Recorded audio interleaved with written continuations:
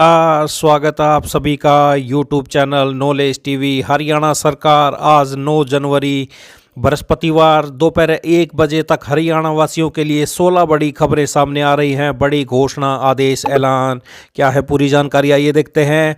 हरियाणा की सबसे तेज, सबसे सटीक जानकारी के लिए यूट्यूब चैनल नॉलेज टीवी को सब्सक्राइब जरूर कर लें। तो आइए देखते हैं हरियाणा से आज 16 बड़ी घोषणा, आदेश, ऐलान। पहली बड़ी घोषणा, दिसंबर में हुई ओलावृष्टि से हुए नुकसान से किसानों को राहत दिलाने के लिए सरकार ने ई फसल क्षतिपूर्ति पोर्टल खोल दिया है। इसमें 3 दिन में ही 5,000 से अधिक किसानों ने आवेदन कर दिया है। किसान 20 जनवरी तक इस पोर्टल पर अपने नुकसान का ब्यौरा दर्ज कर सकते हैं। किसानों की ओर से दिए गए आवेदनों की पटवारी जांच करेंगे। इसके बाद दूसरी कमेटी जांच कर अपनी रिपोर्ट देगी। इन रिपोर्ट के बाद ही मुआवजा मिलेगा। 27 दिसंबर को ओलावृष्टि से जिले में किसानों की गेहूं, सरसों, जौ, चना सहित अन्य फसलों को नुकसान हुआ था। तो ये हिसार से बड़ी अपडेट सामने आ रही है। ओलावृष्टि पीड़ितों के लिए खोला पोर्टल, 20 तक करें आवेदन। जिले में अब तक 5,000 से अधिक किसानों ने ई क्षतिपूर्ति पोर्टल पर किया पंजीकरण। आइए दूसरी बड़ी घोषणा देखते हैं। प्रदेश में पंचायतों को आवंटित राशि खर्चने में सुस्ती पर प्रदेश सरकार सख्त हो गई है। विकास एवं पंचायत मंत्री कृष्णलाल पंवार ने जिला परिषदों, पंचायत समितियों और ग्राम पंचायतों के विकास के लिए आवंटित राशि को 31 मार्च तक खर्च करने के आदेश दिए हैं। ऐसा नहीं होने पर संबंधित अधिकारियों व कर्मचारियों की जिम्मेदारी तय की जाएगी। तो पंचायतों को मिला पैसा खर्चने में 3 महीने का दिया समय। तो बड़ी अपडेट आई, अगली बड़ी घोषणा देखते हैं। शहरों में लोगों से धोखाधड़ी करने वाले बिल्डरों के खिलाफ कार्रवाई होगी। स्थानीय निकाय मंत्री विपुल गोयल ने लगातार बढ़ती शिकायतों पर एक्शन लेते हुए अधिकारियों को संबंधित बिल्डर के खिलाफ कार्रवाई करने के निर्देश दिए। धोखाधड़ी करने वाले किसी भी बिल्डर को बख्शा नहीं जाएगा। साथ ही अधिकारियों को चेतावनी दी कि विभाग के कार्यों को सही जानकारी न देने वालों पर कार्रवाई की जाएगी। तो धोखाधड़ी करने वाले बिल्डरों पर होगी कार्रवाई। गलत जानकारी देने वाले अधिकारी भी नपेंगे। तो ये बड़ी अपडेट आई, अगली बड़ी घोषणा देखते हैं। हरियाणा में 2 साल से पसंद के स्कूल में नियुक्ति के लिए तरस रहे शिक्षकों और गैर शिक्षक कर्मचारियों के लिए राहत की खबर है। नए शैक्षणिक सत्र से पहले सभी को उनकी पसंद का स्कूल मिल जाएगा। शिक्षा विभाग ने 31 मार्च तक ऑनलाइन ट्रांसफर ड्राइव को पूरा करने का लक्ष्य निर्धारित किया गया है। तो प्रदेश में नए शैक्षणिक सत्र से पहले शिक्षकों को पसंद के स्कूलों में मिल जाएंगे तबादले। 31 मार्च तक ऑनलाइन ट्रांसफर ड्राइव पूरा करने का शिक्षा विभाग ने रखा है लक्ष्य। तो ये बड़ी घोषणा, बड़ी खुशखबरी आई। अगली बड़ी घोषणा देखते हैं। डिजिटल कृषि मिशन के तहत 1 करोड़ किसानों के डिजिटल कार्ड जारी किए गए हैं। यह ऐसा कार्ड है जिसकी सहायता से किसान केंद्र सरकार की सभी योजनाओं का लाभ प्राप्त कर सकते हैं। डिजिटल कार्ड से लाभान्वित होने वाले किसानों में सबसे अधिक गुजरात से 32 लाख किसान, इसके अलावा उत्तर प्रदेश के 30 लाख, मध्य प्रदेश के 28 लाख किसान हैं। इस कार्ड को किसानों और उनकी खेती का आधार कार्ड भी कहा जाता है।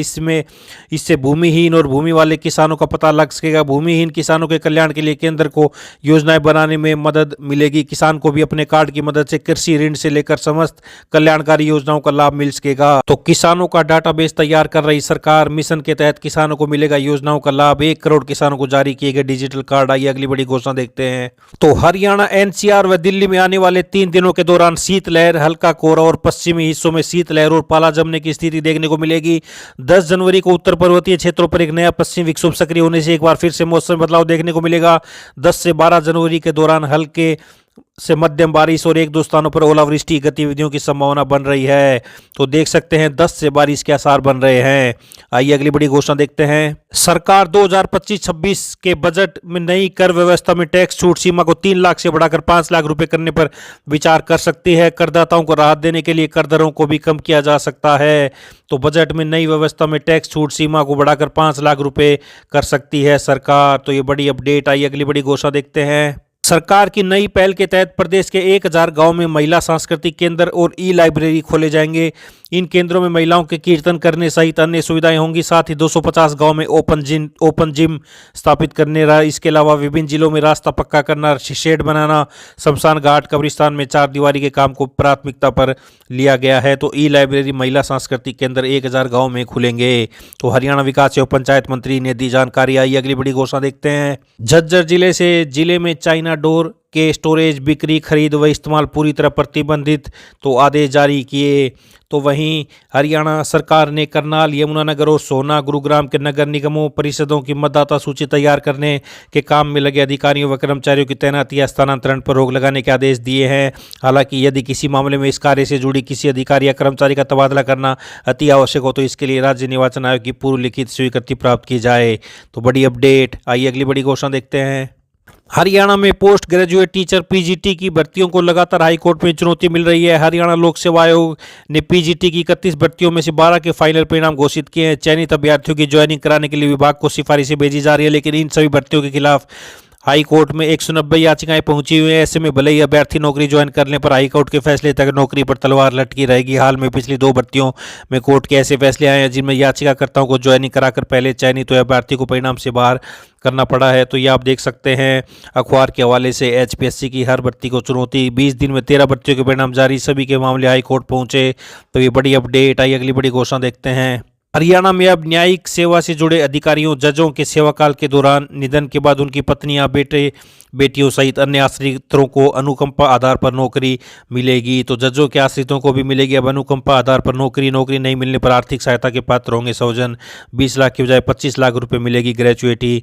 तो ये बड़ी अपडेट सामने आ रही है। आइए अगली बड़ी घोषणा देखते हैं। हरियाणा विद्यालय शिक्षा बोर्ड भिवानी ने माध्यमिक व उच्च माध्यमिक परीक्षा शैक्षणिक सत्र 2024-25 के लिए अराजकीय अस्थायी मान्यता प्राप्त विद्यालयों को संबद्धता व पंजीकरण आवेदन की तिथि घोषित कर दी है। अब शुल्क सहित संबद्धता आवेदन पत्र और पंजीकरण आवेदन शुल्क आवेदन जमा कराने की तिथि 9 से 15 जनवरी तय कर दी है। तो ये आप देख सकते हैं अस्थायी मान्यता प्राप्त स्कूल 15 तक कर सकेंगे आवेदन। तो ये बड़ी अपडेट सामने आ रही है। तो ये बड़ी अपडेट आई। अगली बड़ी घोषणा देखते हैं। विश्वविद्यालयों सहित देश भर के उच्च शिक्षण संस्थानों में पढ़ाने वाले असिस्टेंट प्रोफेसर, एसोसिएट प्रोफेसर व प्रोफेसर जैसे पदों पर भर्ती से जुड़े नियमों में बदलाव के साथ ही विश्वविद्यालय अनुदान आयोग यूजीसी ने विश्वविद्यालय के कुलपति की नियुक्ति से जुड़े नियमों में बड़ा बदलाव किया है। कुलपति के लिए अब 10 साल का शिक्षण अनुभव अनिवार्य नहीं होगा।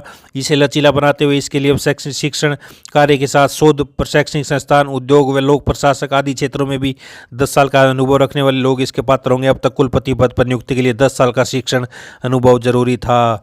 तो बिना 10 साल अनुभव के भी बन सकेंगे कुलपति। यूजीसी ने उद्योग व दूसरे पेशेवर क्षेत्रों में 10 साल तक सक्रिय लोगों के लिए खोली राह। तो ये बड़ी अपडेट। आइए अगली बड़ी घोषणा देखते हैं। महर्षि दयानंद विश्वविद्यालय ने पीएचडी में प्रवेश शैक्षणिक सत्र में 2 बार करने का महत्वपूर्ण निर्णय लिया है। पीएचडी में पंजीकरण करवाने के लिए पात्र विद्यार्थियों को 1 वर्ष तक नहीं बल्कि 6 माह तक ही इंतजार करना पड़ेगा। यूजीसी नेट की परीक्षा का परिणाम घोषित होने के बाद एमडीयू में पंजीकरण की प्रक्रिया शुरू कर दी जाएगी।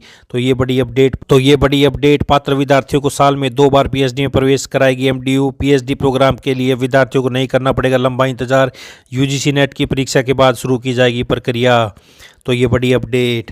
तो ये हरियाणा से आज 9 जनवरी बृहस्पतिवार दोपहर 1 बजे तक की बड़ी खबरें, घोषणा, ऐलान, हरियाणा की हर छोटी से बड़ी जानकारी, योजना, घोषणा, आदेश सभी की अपडेट के लिए यूट्यूब चैनल नॉलेज टीवी को सब्सक्राइब जरूर कर लें।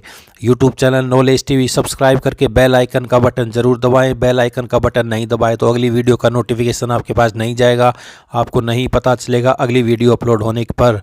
तो यूट्यूब चैनल नॉलेज टीवी को सब्सक्राइब करके घंटी का बटन, बेल आइकन ज़रूर दबाएं। तो इस वीडियो को ज़्यादा से ज़्यादा लाइक करें, शेयर करें, कमेंट करें ताकि ज़्यादा से ज़्यादा लोगों के पास जानकारी पहुंच सके। तो यहाँ पर आपको हरियाणा से दिन भर ताज़ा खबरें, घोषणा, आदेश सभी की जानकारी मिलती रहती है। तो इस दोपहर की 1 बजे तक की घोषणाओं में इतना ही। मिलते हैं अगली बड़ी घोषणाओं के साथ। तब तक के लिए बहुत बहुत धन्यवाद।